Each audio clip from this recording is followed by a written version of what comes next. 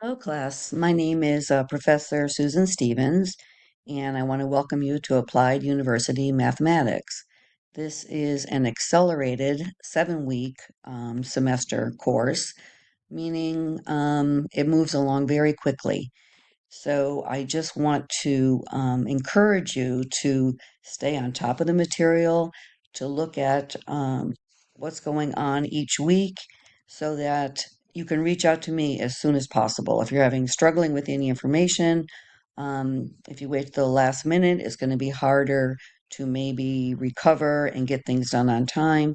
So the sooner that you can look at the material in any given week, the better. There is a calendar on the left. Oh, I just realized something. Hold on. There we go.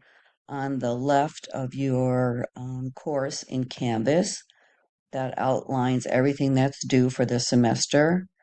We'll pop over here into November, and it's very consistent. On Wednesdays, the initial discussion post is due every Wednesday. The knowledge path should be completed by Wednesday of each week. And then when you get to Sunday, we have a problem set that's due, a quiz that's due, and what is not listed here is the responses to the discussion post. So we'll have a look at a discussion post in a minute. And it's very consistent. Every week it's the same thing until we get to the last week, week 7, and all that is due is the discussion post. What's not listed is on the 14th in December, the responses to the discussion post will be due. I should point out that late work is not accepted in week 1 and in week 7.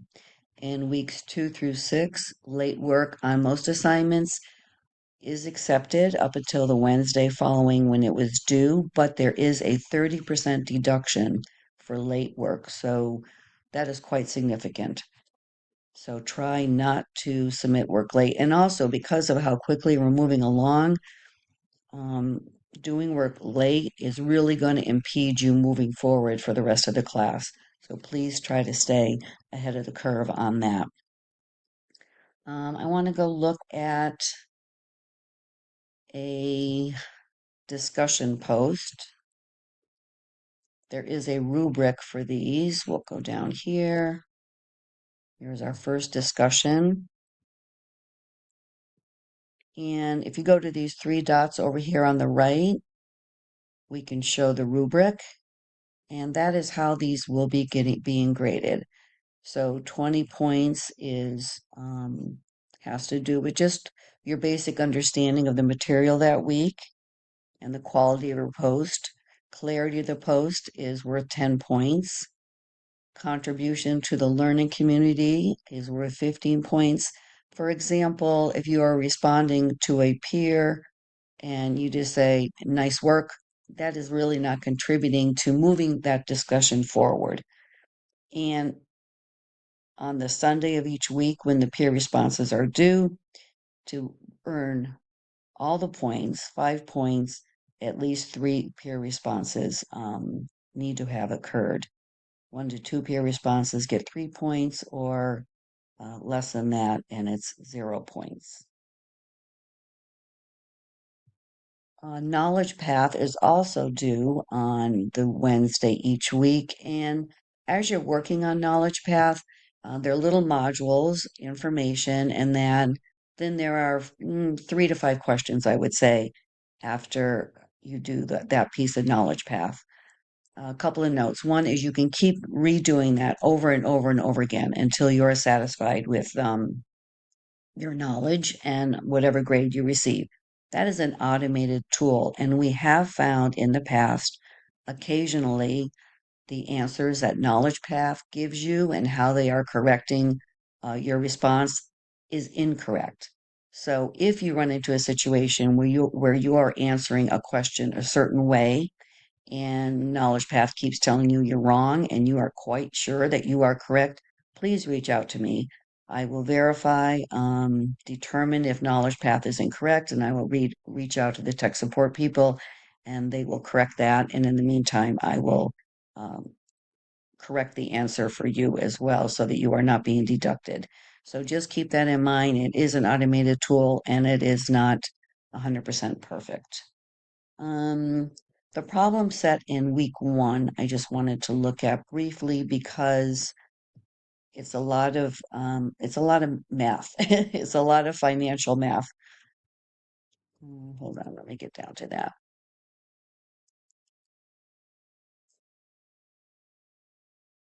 And every week, well, let me look at this real quick and then we'll go back. The problem set in week one is right here. It's a lot of financial questions. You are required to show your work for each of these questions. So just keep that in mind that your work must be shown to receive credit. There is an online calculator tool here, as well as I will have given you other tools that you can use. And those tools for this assignment are just to check your work if you want. But your work must be shown.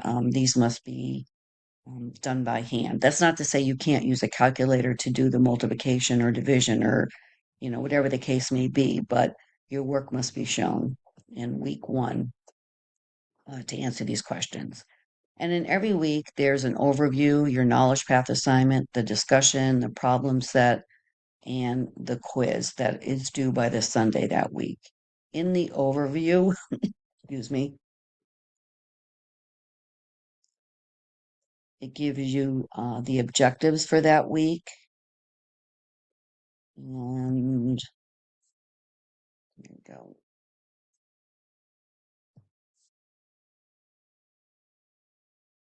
The objectives, and most importantly, it gives you the materials.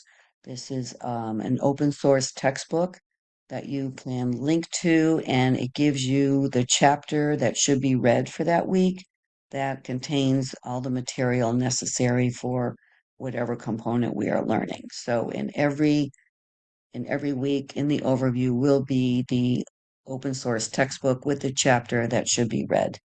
In addition to that, I will be posting announcements every week, and one of those announcements every week will be an overview.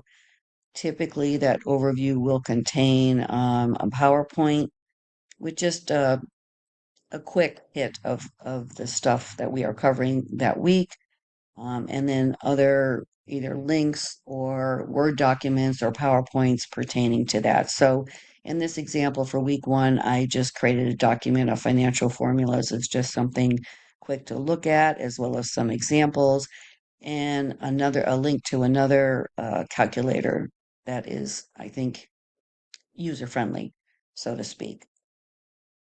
Um, I think that's all I wanted to cover for now.